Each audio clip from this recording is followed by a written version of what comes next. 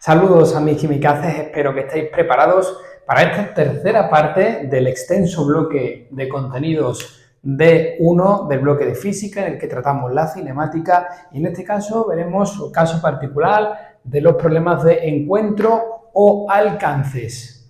Vamos a prepararnos y vamos a comenzar el vídeo haciendo un ejemplo como estamos acostumbrados. ¡Vámonos al lío!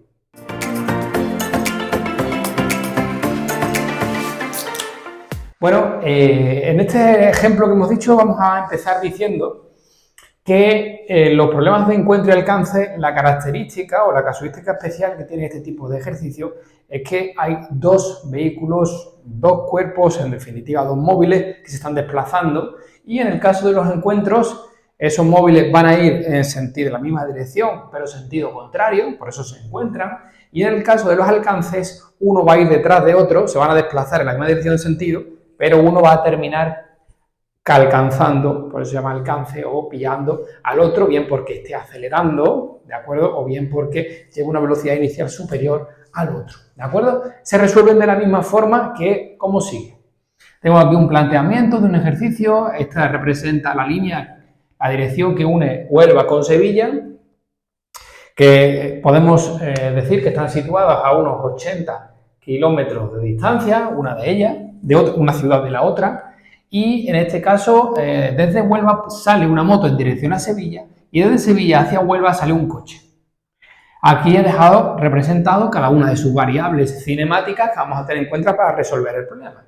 Entonces, lo importante de este tipo de ejercicio es saber traducir el lenguaje literal a un lenguaje científico, un lenguaje matemático, que como sabemos es el lenguaje en el que se escribe la ciencia.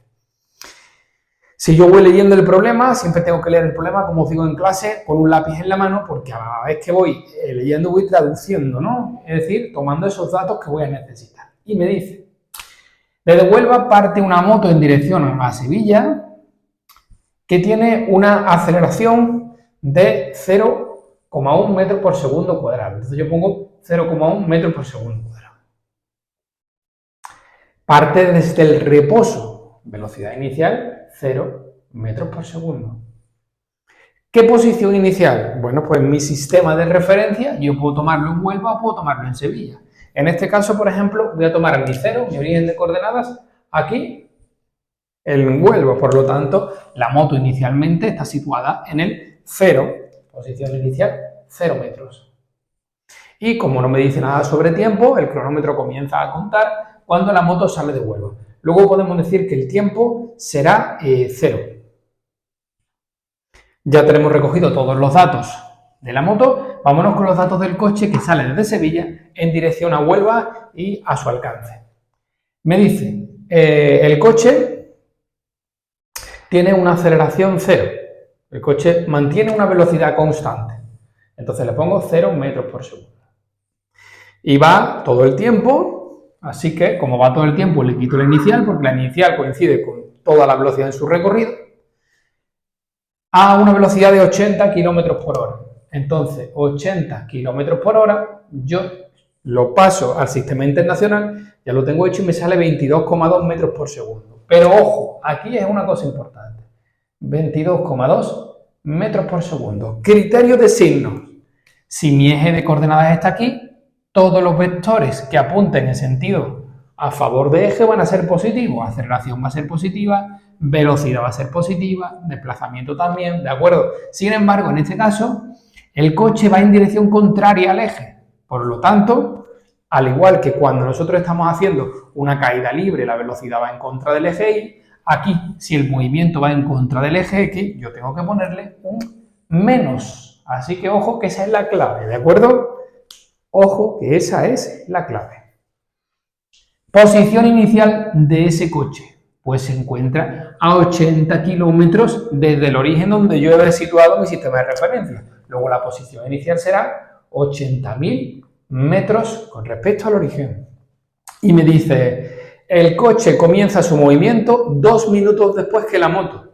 Pues tiempo inicial 2 minutos, es decir, 120 segundos. ¿De acuerdo? O sea, el cronómetro, la moto sale, comienza a contar y cuando han pasado 2 minutos, entonces sale el coche. Luego, inicialmente, ya han pasado 120 segundos para el coche, no así para la moto. ¿de acuerdo? Así que esta es la parte, digamos, más importante, porque una vez que yo he tomado bien mis datos, ahora simplemente es hacer ecuaciones y aplicar, ¿de acuerdo? Ya digamos que la parte un poco más matemática.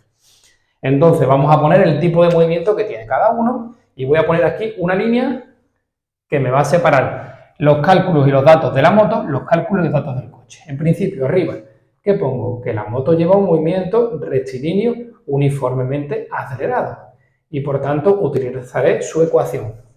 La posición será la posición inicial más velocidad inicial por el incremento de tiempo más un medio de la aceleración por el incremento de tiempo al cuadrado. La ecuación de la posición para la MRUA porque lleva aceleración.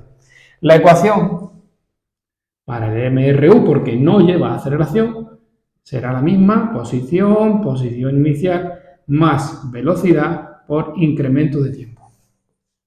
Solo nos quedan sustituir los datos aquí, sustituir los datos aquí. Entonces, posición final que tendrá la moto, pues X porque es desconocida. Esa es la única variable que van a tener en común tanto el coche como la moto en el punto de encuentro, porque se encontrarán cuando estén los dos a la misma distancia del origen. Luego esa X final es, digamos, la variable común para los dos, porque ya vais intentando, ya vais preveniendo que lo que vamos a hacer aquí es un sistema de ecuaciones con dos incógnitas, lógicamente. ¿Cuáles son mis dos incógnitas? Pues la posición en la que se van a encontrar y el tiempo que van a tardar en encontrarse, que son las preguntas de este tipo de ejercicio. Entonces, posición inicial de la moto, 0. Velocidad inicial de la moto, 0. 0 por incremento de tiempo, 0.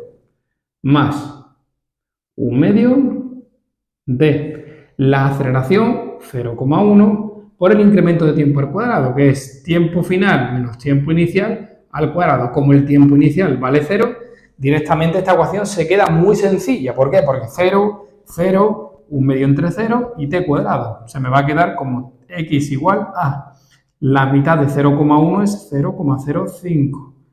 Esta vale 0, pues multiplicada por el tiempo final al cuadrado. ¿De acuerdo? Así que así de sencilla se me ha quedado la ecuación para el cuerpo de la izquierda. Aplico datos y simplifico. Vamos a ver cómo se nos queda para el caso del coche. Posición inicial del coche, 80.000 metros de distancia con respecto al origen. Velocidad que lleva durante todo su recorrido porque es constante. Menos 22,2 metros por segundo. Ojito, ay, se cae. Ojito por favor con el signo menos que, ya os digo, fallo típico de examen. Menos 22,2 metros por segundo por el incremento de tiempo. Tiempo final menos tiempo inicial. El tiempo inicial, si me lo están diciendo, son 120 segundos. 120 segundos. ¿De acuerdo? Vamos a poner esta ecuación de una forma más cómoda para poder resolver el sistema. Ya sabemos la propiedad asociativa, este por este y este por este. ¿Vale? Entonces me va a quedar x será igual a 80.000 menos 22,2 por tiempo final, menos por menos más 22 por 80.000, 82.664, 82.664. Así que el término independiente puede sumarse con el término independiente y me va a quedar...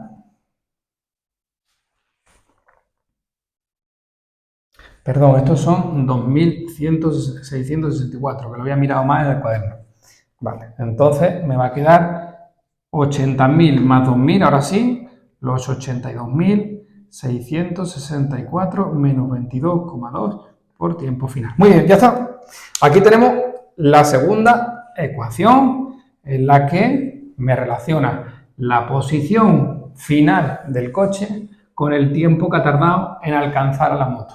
La posición final de la moto con el tiempo que ha tardado en llegar al coche. Y lógicamente la X y la T son variables comunes para ambos. Luego aquí tenemos mi sistema de ecuaciones con dos incógnitas, sistema que voy a solucionar, en este caso lo más cómodo es por igualación, ya que tengo despejadas las dos X. Sistema de dos ecuaciones con dos incógnitas y vamos a despejarla por el método de igualación.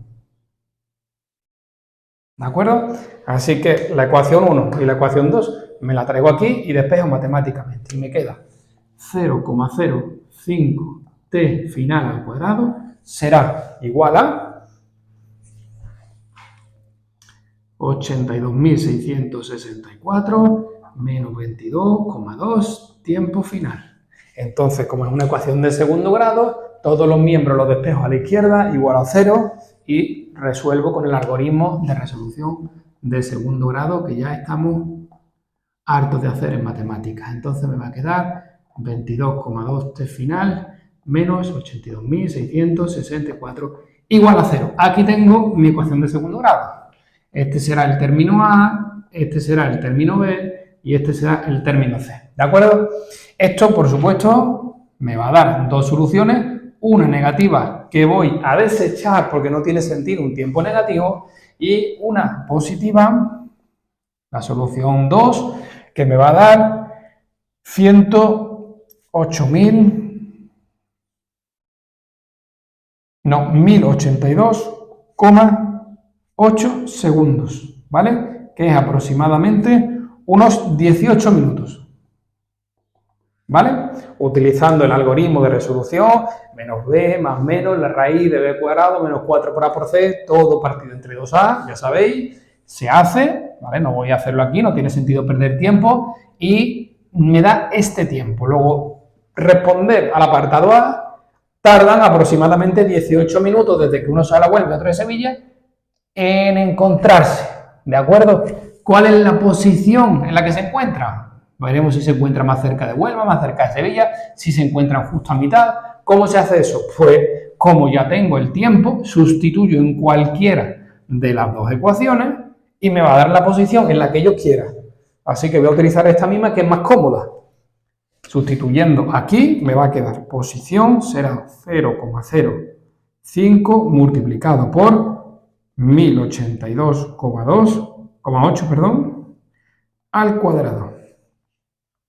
Y me sale 58.622,8 metros. Es decir, aproximadamente unos 58,6 kilómetros.